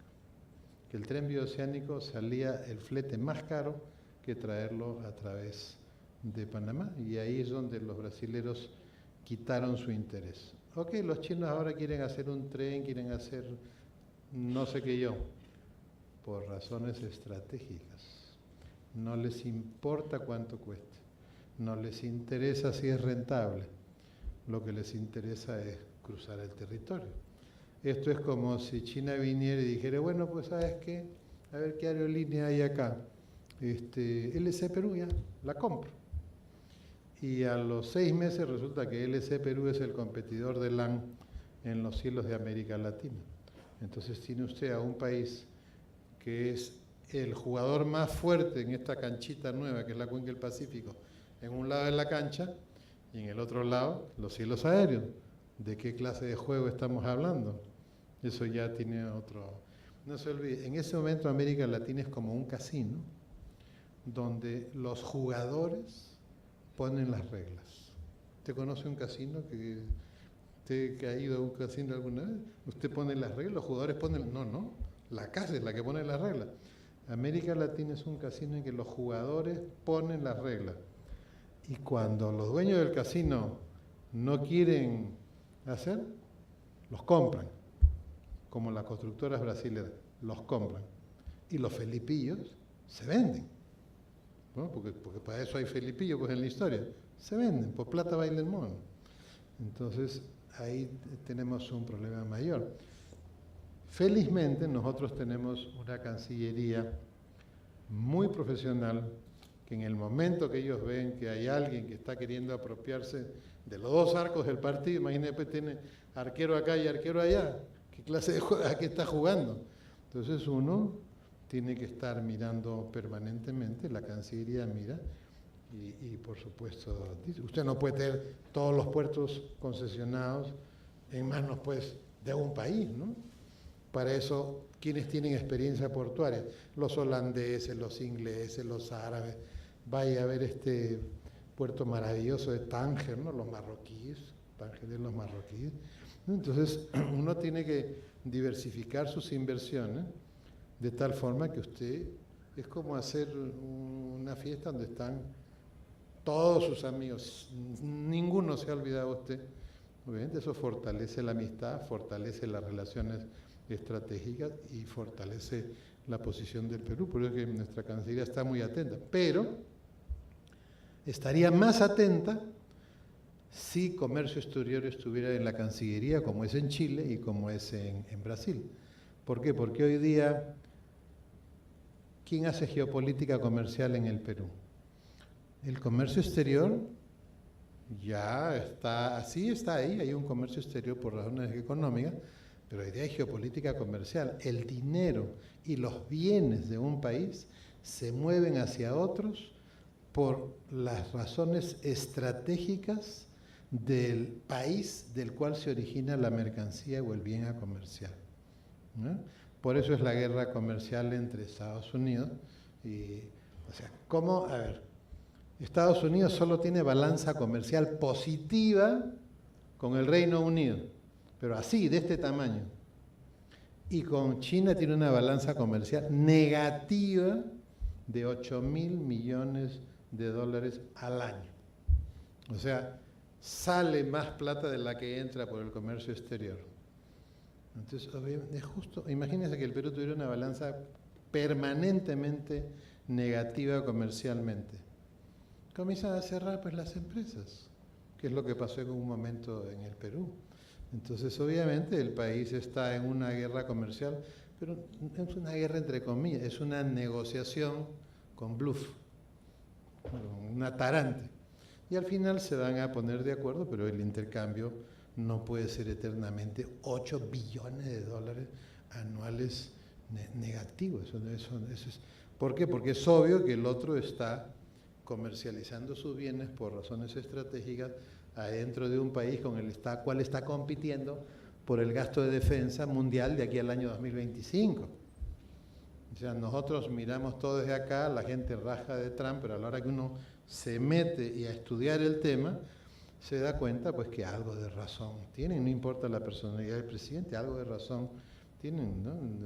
Yo no quiero un mundo en el que China sea el país más poderoso de la Tierra, quiero uno en que el Perú sea el país más poderoso de la Tierra, obviamente, ¿no? Buenas noches. Voy a hacer un alcance, quisiera que usted lo comente. Mire, usted ha tratado sobre la descentralización en el Perú y también a nivel mundial un poco, a grandes rasgos. Hablando de la descentralización a nivel mundial, mire, ¿qué es lo que está pasando? Por ejemplo, en nuestro país vemos que los presidentes a lo largo de la historia viajan a las cumbres, vienen bajo el brazo con un TLC con un determinado país, hay mercadeo y bueno, ¿no? Y todo bien, pero ¿qué pasa? ¿Qué está pasando tanto en Estados Unidos como en Europa? El problema de la migración, ¿cómo tratan esas potencias a los latinos cuando llegan a sus tierras? Como que no hay una correspondencia, ¿no?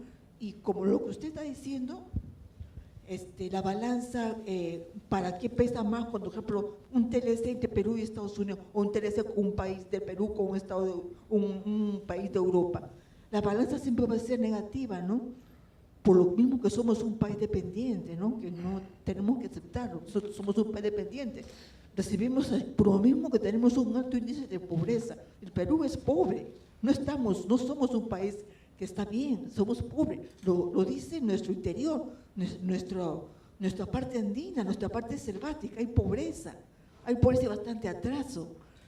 Entonces somos un país dependiente, dependemos de ellos nos ayudan económicamente, está su presencia de ellos en todo nuestro territorio, hay presencia de ellos, entonces somos un país dependiente, ¿no?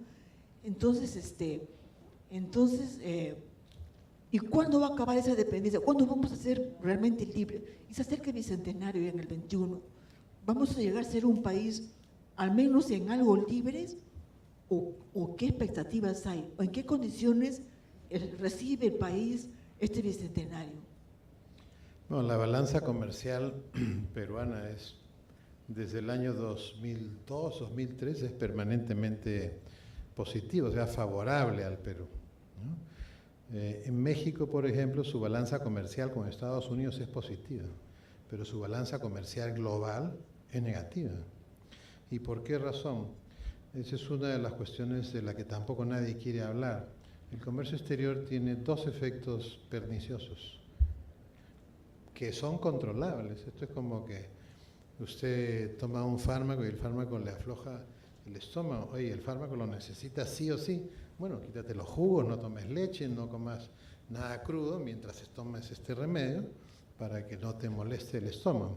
Entonces, las reacciones adversas del comercio exterior son que si uno no hace participar a todos los territorios, aumenta la desigualdad entre los territorios que se favorecen mucho con el comercio exterior versus los que se favorecen poco, porque tienen menos aparato productivo. Ese es un efecto adverso. Y el otro efecto adverso es el que usted acaba de mencionar, el que yo acabo de mencionar en relación a México. Si yo tengo un aparato productivo de 32 millones, que corresponde a 32 millones de peruanos, si yo hago tratados de libre comercio con aparatos productivos que corresponden a 3.000 millones de personas, la primera posibilidad es que mi balanza comercial sea negativa. Porque si yo fabrico 5 panetones y usted fabrica 20 y hacemos un intercambio comercial, yo le compro los suyos, usted me compra los míos, usted va a gastar menos en los 5 y yo voy a gastar un montón en los 15 y mi balanza comercial va a ser negativa para mí, positiva para usted. Entonces, uno de los efectos adversos es de que si yo hago muchos acuerdos comerciales más allá de la capacidad que yo tengo para mantenerlos equilibrados, yo puedo terminar convirtiendo el comercio exterior de mi país en un drenaje de dólares hacia afuera. Por eso es que ningún país hace eso, de establecer un punto de equilibrio, ¿no? Ahora, como nosotros tenemos un aparato productivo pequeño, entonces, claro, nosotros podemos firmar un TLC con 30.000 partidas. Sí, pues, pero si solo producimos 1.500. Entonces, es como si tuviera un TLC de 1.500. Pues. Yo puedo poner 30.000, pero si yo no produzco las 30.000 y tampoco le compro al otro porque no me sirven, al final termina siendo beneficioso. O sea, los TLCs deben ser examinados individualmente y colectivamente para ver cuál es el beneficio y cuál es el perjuicio. Por ejemplo, hay un estudio, no me acuerdo la institución que hizo el estudio, que ha demostrado, yo no recuerdo esto, cada tratado de libre comercio, el con la Unión Europea, el con Estados Unidos, favorece de distinta forma los territorios del Perú. Hay unos que son más centralistas, porque favorecen más a las zonas de concentración productiva, otros son más descentralistas, porque favorecen más los territorios. Me olvidé decirle en la pregunta que usted me hizo, la ley 28298 incluía las caletas pesqueras, que son consideradas como territorios rurales, para hacer producción asociativa intensiva. Y me dice una caleta, ¿no ha leído usted? En Piura creo que es, estos pescadores que se asocian y compran una cadena de frío para poder llevar su pescado hacia adentro del departamento sin que se malogre. Forman un pequeño consorcio.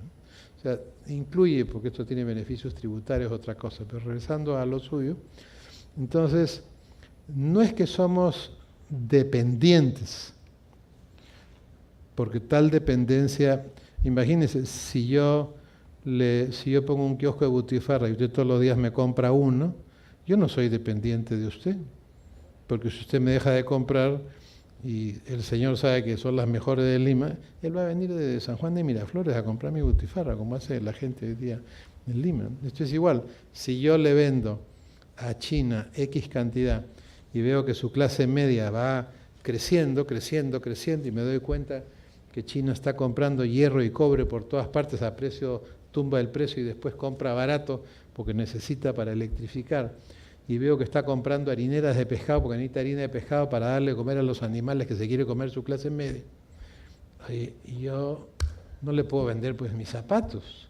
Yo tengo simplemente que prepararme y hacer mi estudio de mercado, qué cosa quiere consumir esa clase media, y lo comienzo a producir. Oye, ¿sabes qué? Yo no tengo capacidad para producirlo, entonces me uno con los colombianos para producirlo, me uno con los brasileños para producirlo.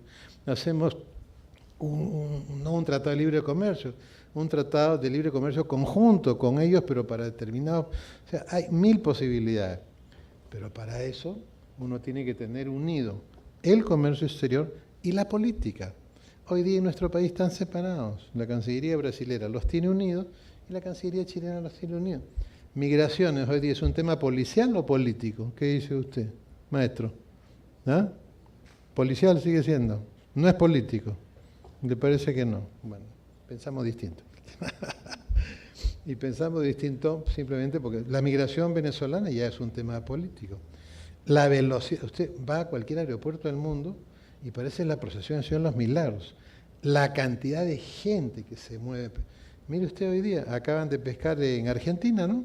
Unos iraníes con pasaporte falso. ¿Qué hacen acá con pasaporte falso? ¿Qué están buscando? Entrar a otros países y hacer terrorismo, entran pues a través de América. Entonces hoy día los movimientos migratorios tienen, digamos, sí pues policiales, pero tienen un componente político creciente. Migraciones antes estaba en la Cancillería, terminó en Interior por razones X del momento, pero cada vez más tiene una connotación política el tema migratorio.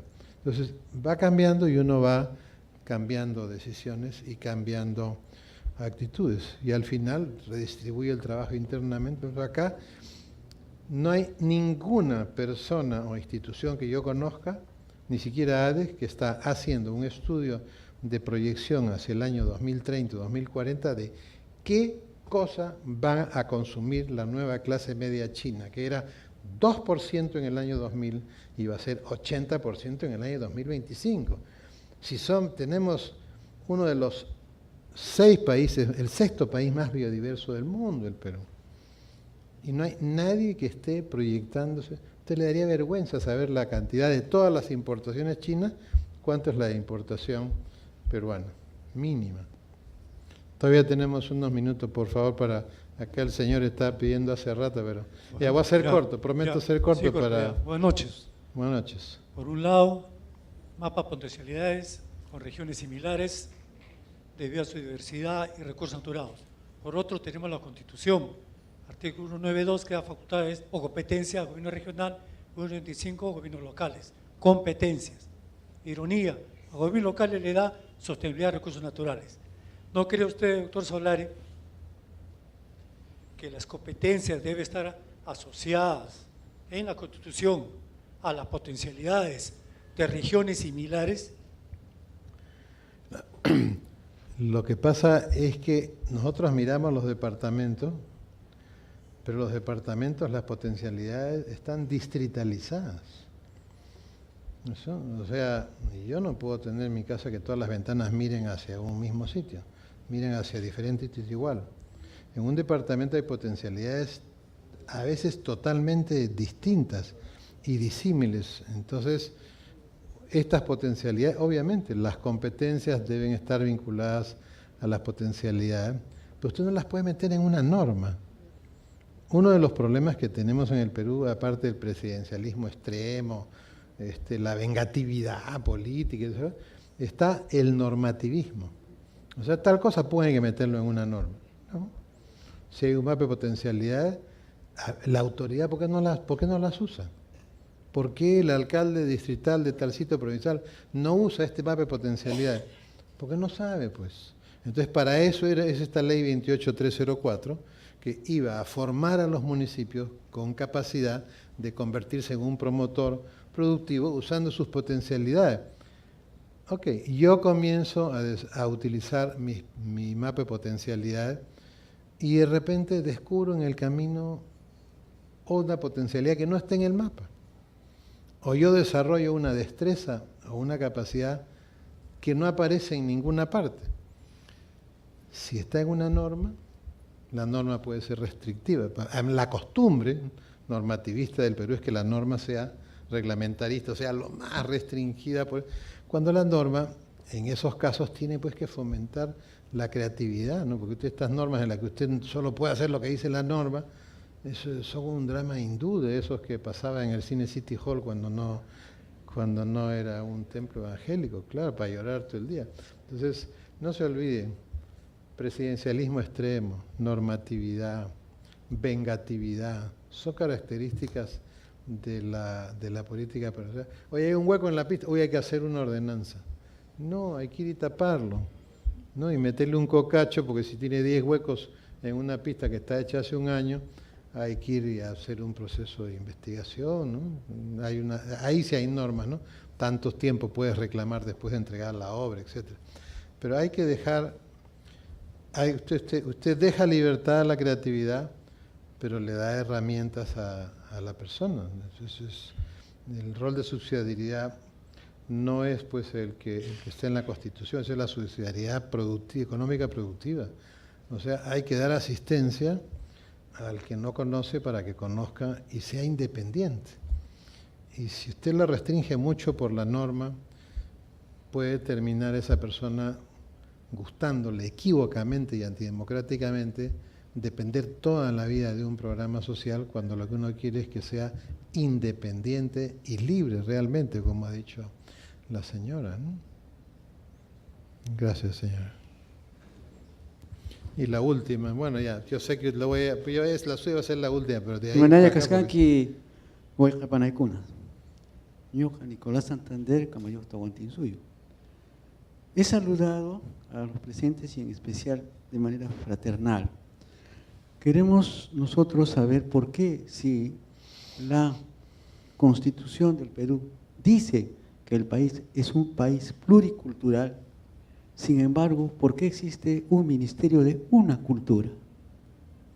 ¿Y por qué de nuestras comunidades nunca somos ministros? Menos del Ministerio de Cultura. En este caso, el hombre piensa primero y luego procede.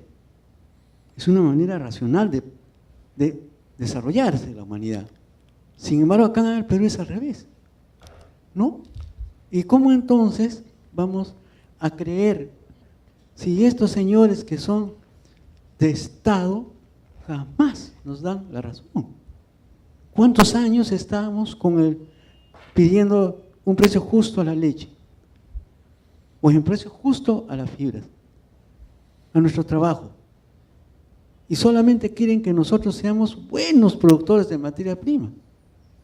Pero nuestra condición humana, vamos a llegar al bicentenario siempre viviendo en casas de barro y sin embargo, ¿cómo es posible que nuestra formación cultural incaica haya sido eliminado? Nunca se habla en quechua, nunca se habla en shipibo, todo es solamente castellano y se obliga a hablar ahora en inglés. Inclusive para postular a la Universidad de Ingeniería tiene que saber inglés y para sacar el título profesional tiene que saber un idioma extranjero, menos nuestro idioma. Entonces, estamos viendo que el Estado tiene una formación que favorece al extranjero y perjudica al peruano.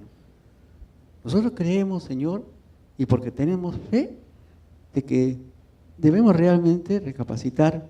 El Perú no es solamente una isla. Nosotros somos el Tahuantinsuyo, y que lo que queremos, cristianamente hablando, un presidente que realmente defienda la Pachamama, defienda el planeta. Gracias. Mire, bueno, la ley universitaria dice que también puede tener una lengua propia del Perú. O sea, no es una lengua extranjera o una lengua, le digo porque lo acabo de leer anoche, porque hoy día tuve una reunión sobre ley universitaria. Pero usted tiene toda la razón. El problema a las finales no es ni la Constitución ni la norma. Nosotros tenemos una crisis de personas. A las finales yo le podría decir que todo se reduce a una ausencia de fraternidad, ¿no? O sea, ¿qué significa ser fraterno? Que los derechos del otro yo los veo como míos, porque lo veo como si fuera mi hermana y mi hermano. Haz a otro lo que quieres que haga contigo, no hagas lo que no quieres que haga contigo. Pero esa pérdida de fraternidad es a las finales la culpable en este momento de que sucede, es la culpable de la injusticia. ¿Qué hace el infraterno? Me interesan mis derechos y los del otro, bueno, ahí está, que se ocupen las organizaciones de derechos humanos. Eso usted tiene toda la razón, pero hay algunos esfuerzos lamentablemente aislados. Por ejemplo, hay un lugar en el Perú que se creó una escuela que licencia profesores en 5 lenguas amazónicas porque los niños no entendían a los profesores en castellano.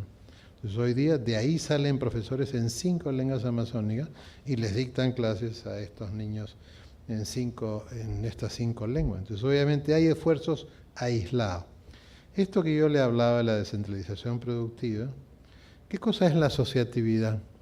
Si no es utilizar un sistema del Tahuantinsuyo, precisamente la producción colectiva, que no es una producción colectivista, cuidado, la asociatividad no es colectivista, es asociatividad. Eso es. O sea, ¿por qué funcionaba en el Tahuantinsuyo? Porque teníamos un territorio totalmente disímil, asimétrico, dispar, que generaba por sí solo pues injusticias, ¿no? Obviamente, imagínense ahora con los medios de transporte vivir al borde, no sé, vivir en un puerto y vivir pues a 4.800 metros sobre el nivel del mar. Es obvio que para poder horizontalizar la cuestión social había que horizontalizar la cuestión económica y obviamente esas eran las formas productivas. ¿Había producción individual en el Tahuantinsuyo? No, no había. Bueno, eso es lo que tenemos que hacer, pues. O sea, pero si usted dice, vamos a hacer la cuestión del Tahuantinsuyo, le ponen una etiqueta. Es lo mismo, solamente que no con otra denominación, porque modernizada, con una tecnología financiera que no existía, obviamente, en ese momento, pero usted tiene toda la razón, absolutamente toda la razón. Pero eso que usted ha señalado es una consecuencia natural y antinatural de los procesos de urbanización. Imagínese hoy día cuando usted tiene un chico con un teléfono y en el teléfono tiene acceso a todo lo imaginable, bueno y malo. ¿Cómo hace usted para que este chico no se contacte con otras culturas? Es prácticamente un imposible. Entonces, ¿cómo usted protege a la cultura peruana, a nuestra cultura? Porque hay que tener cuidado. Una cosa es la multiculturalidad y otra cosa es tener una sola cultura con diversidad de manifestaciones. Yo soy partidario, el Perú tiene una sola cultura que se manifiesta en diversas formas, pero es una sola. Porque cuando usted acepta la tesis de la pluriculturalidad, multiculturalidad, usted puede caer en la tentación de que mi cultura ancaxina, la cultura de los otros. Pero usted dice, mi cultura ancaxina es parte de la cultura peruana. Cuando usted le transmite esa idea a un niño, le está transmitiendo un pensamiento de unidad, no de separación. Y si usted quiere crear un país fraterno, pues tiene que comenzar por unirlo. Y hay algunas cuestiones elementales que no está haciendo el Ministerio de Educación, definitivamente, para unir a los peruanos, cuando uno tiene que comenzar en ese punto, en ese lugar. Yo puedo trabajar con los adultos, pero si yo quiero a largo plazo, yo tengo que pensar, yo voy a hacer este proyecto educativo para 25. Pero esto que les he contado toma 10 años. En 10 años usted tiene una revolución brutal del Perú. ¿Cuándo fue eso? 2004-2005. Ya perdimos 14, 15. Hace rato que estaríamos en este momento, faltarían manos para el comercio exterior. Y la gente en los sitios olvidados habría modificado sustancialmente sus ingresos. Pero como no hay que llorar sobre leche derramada, simplemente hagamos la tarea pendiente. Y yo he eliminado de mi vocabulario la palabra desafíos, porque los desafíos son discrecionales. Son como saltar 5 metros para un saltador de garrocha. Bueno, si no puedo hoy, mañana lo vuelvo a intentar. Estoy cansado, estoy con mis zapatillas, se malogró, mejor lo dejo. Las tareas no. Las tareas recaen en la categoría del deber y usted las tiene que hacer. Y cuando están retrasadas, las tiene que hacer urgentemente. Por eso le cambiamos el nombre de esta conferencia para que no se llamara tarea pendiente, sino tarea urgente. O sea, tarea, nada de desafío, tarea, es una tarea, es algo que hay que hacer. Porque si no, todo esto que usted ha dicho seguirá eternamente. Y lo de urgente, porque simplemente esto lleva a una postergación innecesaria. Imagínese la maravilla que tendríamos nosotros del comercio de alimentos con los chinos, que ya en este momento ya están como en 50% de clase media, ¿no? Y la última pregunta, por favor, señor, no lo voy a defraudar. Tengo aquí abajo mi pijama de Superman.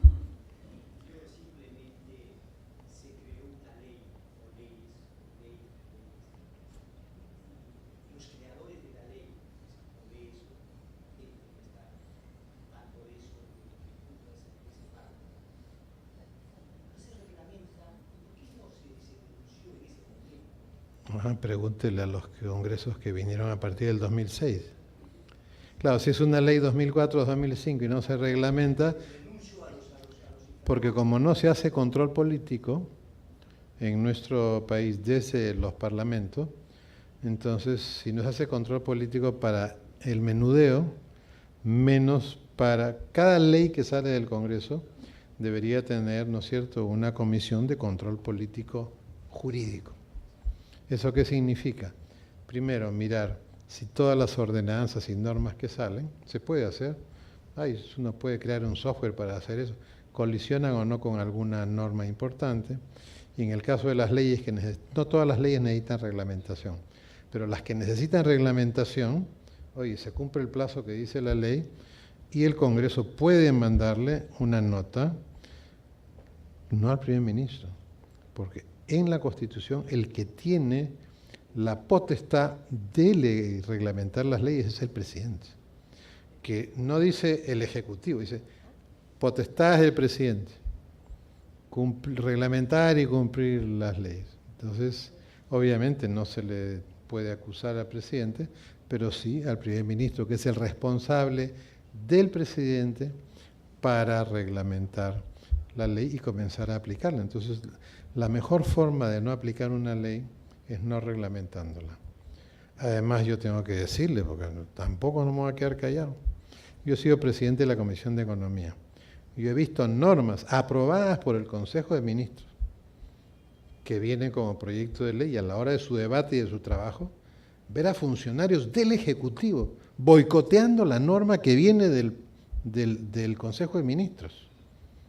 Obviamente el boicot no prospera, la ley sale, ¿qué hacen? No la reglamentan. Y no la reglamentan porque dicen, no, esta ley no, porque no me han hecho caso. No, no la reglamenta porque está sirviendo intereses que se perjudicarían. Entonces, ahí es donde viene.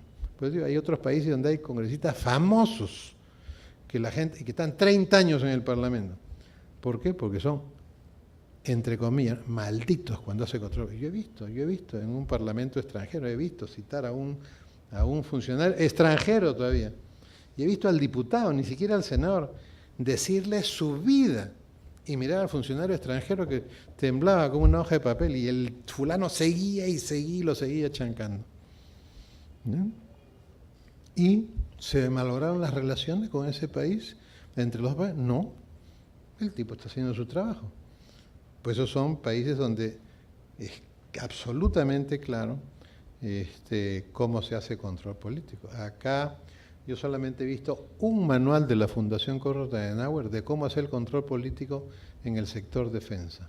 Después nunca he visto otro manual. Cuando vienen los organismos internacionales, ellos le ofrecen a los parlamentos fondos para procesalismo parlamentario. Y el problema, como usted ha visto, no es de eficiencia. El problema es de eficacia. Entonces, ¿cómo va a ser eficaz un parlamento en control político si nadie sabe hacer control político? Y no le han enseñado. El control político no es decir, pues, mira, este sector ha gastado tanto de su gasto de inversión, 60%, y estamos en noviembre. Oye, ¿por qué no dijiste en julio? ¿A quién sientas? Lo traes y lo sientas al viceministro de Hacienda. ¿Y cuál es el trabajo del viceministro? Hacer grupos de tarea e ir a esas instituciones, a esas entidades, a esos ministerios, y acompañarlos y enseñarles cómo se gasta. Obviamente no es cómo se gasta de ir y irse a una pollería, ¿no? Sino cómo se gasta el presupuesto de inversión, cómo se analiza la realidad, cómo se conjuga, etcétera, etcétera. Eso hace. Pero si nadie hace control político, sale en noviembre, tanto, y el viceministro de Hacienda, él está pensando en noviembre el pago que le va a tocar, pues, ¿no? Entonces, al final es un problema de personas y de una sociedad civil que es demasiado permisiva con algunas personas que hacen las cosas que no deberían ser hechas.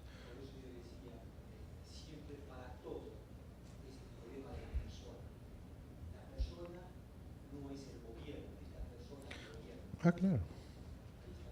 Y se quedaron callados de 2004 hasta la fecha, porque también entraron o sea, esos creadores de la ley entraron No, quienes tienen control político son los que están en ejercicio y a ellos les corresponde. A ellos les corresponde. Usted le mete una acusación constitucional por no reglamentar a una ley y el mes siguiente todas las leyes comienzan a ser reglamentadas en el plazo de ley. Así es fácil. Usted hace algo y todos de puntitas en zapatillas de ballet. Bueno, yo quisiera que el Perú funcione así, pero no va a depender de una persona. Eso sería caer en mesianismo político. Depende de todas las... No se olvide, cuando en el Parlamento hubo la repartija de puestos en el Tribunal Constitucional en función de los votos que cada partido manejaba, 3.000 personas en 2 horas se autoconvocaron en la Plaza de Armas, 3.000, de 30 millones, 3.000 nomás. Y al día siguiente, ese Congreso dio marcha atrás en la repartija. Solo 3.000. Imagínense, por esa razón es que si uno mira las curvas de participación ciudadana en América Latina, uno ve que hasta el año 2010 más o menos, las curvas son planas. Y a partir de ese momento, como 30% de aumento de participación, inclusive en manifestaciones no autorizadas. Ya, la gente está hasta acá, en América Latina. Y la Facultad Latinoamericana de Ciencias Sociales de México hizo una pregunta con una respuesta sorprendente. ¿Cuál es la mejor forma, señor, señora, que usted tiene para comunicarse con sus representantes? Primera respuesta, la protesta.